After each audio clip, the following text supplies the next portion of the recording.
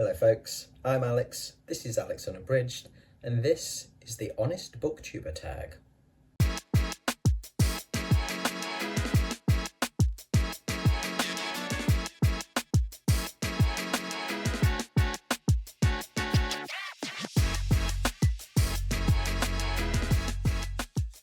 So welcome back to the channel if that is the case. Yes, Tags Tuesday. So this is the Honest Booktuber Tag. This was created a while ago, I think, by Harriet Rosie 13. And I was tagged by Book Chat with Pat. I watched Pat's video, which I will leave a link to in the description. And in the comments, Pat said to consider myself tagged. So I shall. So thank you, Pat. So let's crack on with these prompts then. Some truth for you today. So prompt number 1 then. Have you ever lied about reading a book? Yes, I'm pretty sure I did when I was at school or university. When I was young and naughty. Mainly for stuff that, like, not necessarily things that I had to, like, write an essay or do an exam on, things like that, things I actually really needed to read, even if I didn't like them. But stuff that I just needed, it was part of the kind of, course reading, and I didn't like it, it was boring me, so I kind of would, maybe fibbed that I'd read it and blagged my way through. So yeah, so I think probably for stuff that, I just had to kind of get through a seminar on, I blagged my way through some stuff. But fiction wise, like modern fiction wise now, there's no point. It's like, if I don't want to read something, I'm not going to read it, and I'm quite happy to say why I don't read it. The same as, like, if I'm not going to finish something, I'm quite happy to say that I've DNF'd something and talk about why I've DNF'd it, why I don't like it. It's all part of the reading experience. You're never going to like everything that you read. You're never going to want to read every sort of book that's out there. And I think, it's more interesting to discuss why those things might be the case than to say that you've read something when you haven't. So prompt number 2 then is, have you ever avoided a book because of controversy around the content or author? Yes and no, dependent on the context. There are certain authors that I have read in the past and enjoyed very much, that I wouldn't read anything more of, and I certainly won't talk about on the channel, because that author's views, online activity, etc., is something that I find offensive, bigoted, stuff like that. I don't want to get into that. I don't want to give that author, that person space when it's something that is offensive to me. So I avoid talking about that, because I that's not what this space is about for me. It is about celebrating books and authors that I love and I respect. When it comes to banned books, though, things like that, I'm not going to avoid those at all. That's really important to read banned books and discuss them as well, and highlight some of the often ridiculous and heinous reasons why they've been banned in the first place. That's a really important discussion that we continue to have, because there's so much book banning still going on today. So I wouldn't avoid those at all. So it's a yes or no dependent on context. Okay, prompt number 3. Have you ever been sent a book for free and not disclosed it? No. I've never been sent a book for free. Unless it's kind of a gift, or I've won a giveaway or something like that, and then I'm quite happy to say this was a gift, or I won this in a giveaway. Same with, like, advanced reader copies. I've had a couple of those. I've just started kind of seeking those out, and I will always make sure that it's known that it was sent to me free of charge by the publisher for review. No, as I say, nobody's really sent me much for free. If anybody wants to, go right ahead. Okay, prompt number 4 is, have you ever bought a book with no intention of reading it? No, why would I do that? I have limited resources when it comes to buying books, when it comes to buying anything, to be honest. But no, like if I'm gonna buy something, I intend to read it, even if it sits on my shelf for flipping years because I end up with a pile of stuff that I never get round to. I still buy it with the intention of reading it. The only exception to that rule is obviously if I buy something for someone else as a gift and it's not something that I ever want to read. But in terms of buying stuff for myself, no, I always have the intention of reading it if I'm actually buying it. If several years goes by and I haven't read it and I see it on the shelf and I think, yeah, you're never gonna read that. The moment's passed. It was a it was a whim. Then I will unhaul it so that someone else can get the joy out of reading it. Okay, prompt number 5 then is, have you ever got caught up in Booktube drama? No. No, I have not, and I would run for the hills at the first sign. I don't do drama. I hate drama.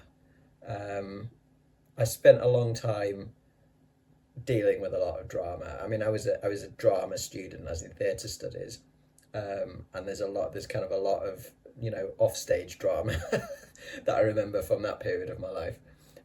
And yeah, no, I just as I've got older, I'm just like, I don't need that. I don't need that. I just want a quiet life. So yeah, no, I don't get involved with drama. As I say, I avoid it like the plague. Okay, prompt number 6 is, have you ever had a hate comment and did you respond? Yes, I have had hate comments. No, I did not respond. Or at least, yes, I did respond. My response was block. Will always be my first response to hate comments.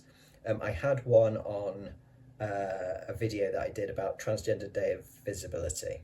And I expected that I might get one, to be honest, because it's the sort of thing where you're going to get some trolls. And yeah, I got one. And it was nasty. And it's upsetting. It wasn't upsetting as a personal attack. It was upsetting just in terms of that there are people out there who think that it's okay to write the sort of things that they did, and it was it was not nice at all. And for like all of about 2 seconds, I considered responding, and then kind of went no, because I'm never going to change this person's mind. This person is a hater, and what I'm just wasting my breath. Basically, I'm not engaging with that. So yeah, the block button is my best friend when it comes to that. Okay, prompt number 7 is, have you ever made a video just because you knew it would get views? No. I've made videos that I have hoped will get more views because I think, oh, that might be a good idea for a video because it might, reach more people and it might, obtain discussion and engagement and stuff like that. But I've never done anything with that question. I've never done anything that I consider like clickbaity. I make what I want basically and hope that people want to watch it. As I say, there's some stuff that I've made because I think, oh, that's might be of interest to a lot of folks, but it's never been to get views. If I reach one person with something, then that's enough for me. I just want to chat with someone about whatever I'm talking about, basically. Okay, prompt number 8 is, if you could go back to the beginning of your channel, would you do anything differently?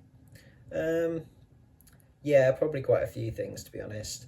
I wouldn't try and do quite so much at once. I kind of threw myself into Booktube quite wholeheartedly and overfaced myself a little bit, probably.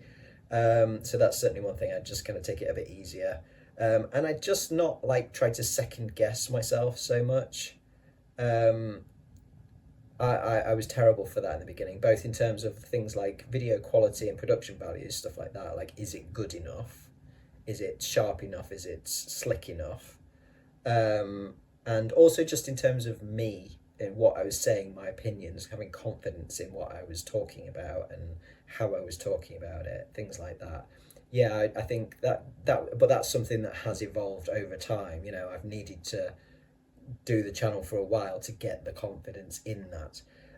So yeah, but yeah, mainly just like not putting too much pressure on myself with regards to how much I was getting out and the quality level, things like that, you know, just kind of wondering, like, you know, is this good enough? Am I good enough?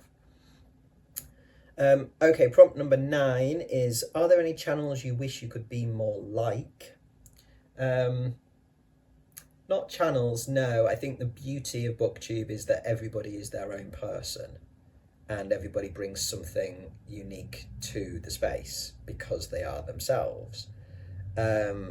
So, and that, you know, that's what I love about it. You know, our channels are a reflection of ourselves. So no, there's no channels that I wish I could be more like. There are booktubers as people I wish, or that I could, not that I wish could be more like, but I could learn from. There are several folks who have mastered the art of pith, for instance, especially when it comes to reviews, how they talk about books, that I'm trying to learn from. But pith is not my natural state. As you may have guessed by now, if you've been watching the channel for a bit, I'm a blatherer.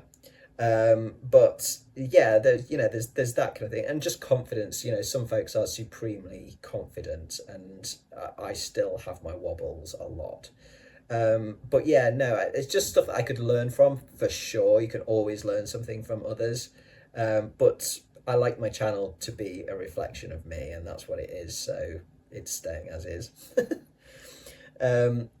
Okay, prompt number 10 then is, what's something you love about your channel? Oh, there's so much I love about my channel. Primarily, I think it's the people that I've met through the channel, the people who I always interact with in the comments. That's what I love about it the most, that it is a safe space, that, you know, I want to keep it that way, that everybody, you know, or the vast majority, apart from a couple of outliers, the vast majority of people are open and friendly and just want to chat books because we all love books. Do you know what I mean? It's like, I love that about it. As I say, it's a space for me to talk about things that I love, which I don't have in my offline kind of life. Like, my mum reads a lot and we chat about books. My sister reads a lot and we chat about books. But there's a little bit of crossover with my sister, which I enjoy. But my mum, there's hardly any crossover with what we read, and my dad the same. He reads a lot these days as well, and there's very little crossover there. So I can chat about books with them in terms of what we're reading, but I can't really kind of, you know, get all sort of excited and fanboy-y about books with them that, you know, I've read and loved and they haven't. So to have that space here is amazing, to, like, you know, find other people who've really loved the books that I have, and to find people who really haven't liked those books as well, because I do appreciate getting the difference of opinions as well. It's like, it's always interesting to hear why somebody hasn't enjoyed something that I've absolutely adored. It's, yeah, as I say, it's the people really, first and foremost. It's made me feel part of a community, a lot less isolated. When I started the channel, I was very lonely. I was feeling quite isolated, and I don't have that at all anymore, thanks to the fantastic community on Booktube. It's given me so much confidence doing the channel, confidence in myself. I was always relatively confident at speaking. I lectured for years, you know, quite a long time ago now. And I've done speaking engagements and stuff as an artist and things, and that never bothers me. I can talk quite happily, as you can tell. But it's more about my own personal confidence of me, my identity as a person, my opinions, all that kind of stuff. It's given me a lot more confidence in that, and it's got me reading so much more different stuff, different genres.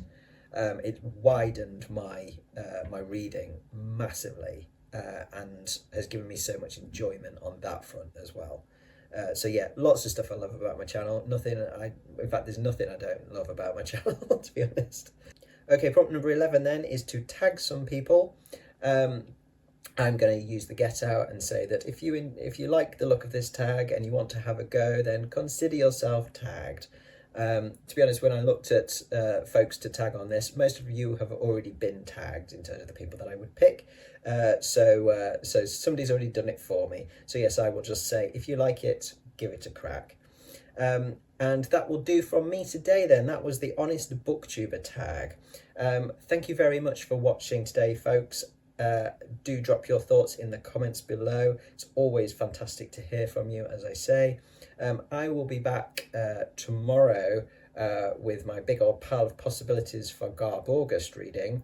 And then I'll be back on Friday with a wrap up for some of my science fiction that I read in June. So I do hope you will join me for that, for those videos then. But from me, for now, that's ta-ra.